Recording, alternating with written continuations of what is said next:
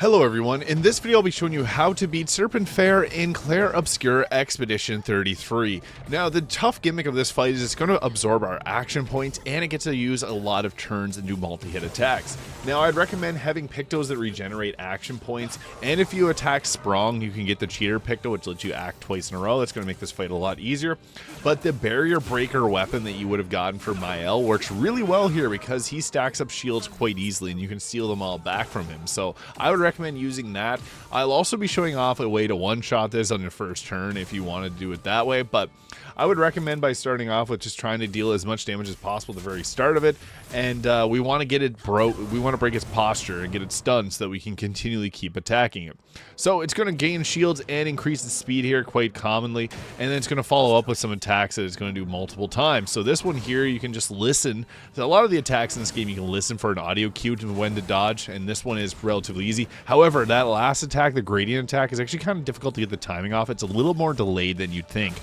So again, coming back to Verso, the dual Liso weapon works well for him, giving him that extra attack. And then I always go for the Endbringer if possible, or Strike Storm. Those are two very useful attacks here, as it's going to deal a lot of damage and use up all your action points so it can't absorb them. Now, if you got the ability to build up gradient charges, that's going to be ideal. It does that attack when it overloads with action points. It's kind of hard. It's a little bit faster than you'd imagine it to come out, so you got to watch out for that one. Listen for the audio cue and do it a little quicker. Now, he does this tail attack where you have to dodge the second one, and it only has a 3-hit combo, so be mindful of that. Now, I would recommend having Maelle use all your gradient charges to put herself in the Virtuoso stance, because that's going to be the most damaging option. Obviously, Stendhal is going to be a good one to go with, but if you're able to set up a mark on Serpent Fair there, it's going to deal extra damage. So Pierce and Momentum Strike are really useful.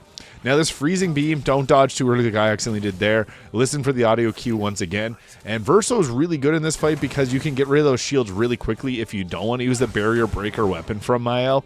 And yeah, that is kind of the strategy we want to go for, is just continually picking away with Verso to stack up the gradient charges.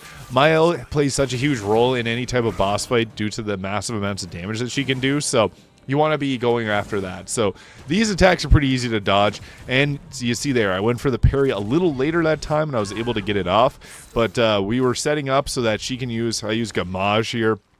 You can really just use the one single gradient point attack. It did 1.2 million damage, which is pretty solid. Set up mark once again, and then we're going to go with a momentum strike, which is doing a ton of damage if you have the target marked, almost 1 million damage once again there. And it stacks up the shields, unfortunately. Once again, that's Verso's job to remove them. And I was actually able to break him on our base attack there, which was nice, because then it meant that we were able to just finish him off. So I went the Endbringer, removed all his shields there for Maelle, and then she can finish the job as he's going to skip his next turn. And here's a way to just literally one-shot him. Stendhal, well, there's a mark applied, and you'll one-shot Serpent Fair there. So let me know if this was useful. If you have any questions, leave in the comments below, and I'll see you all in the next video.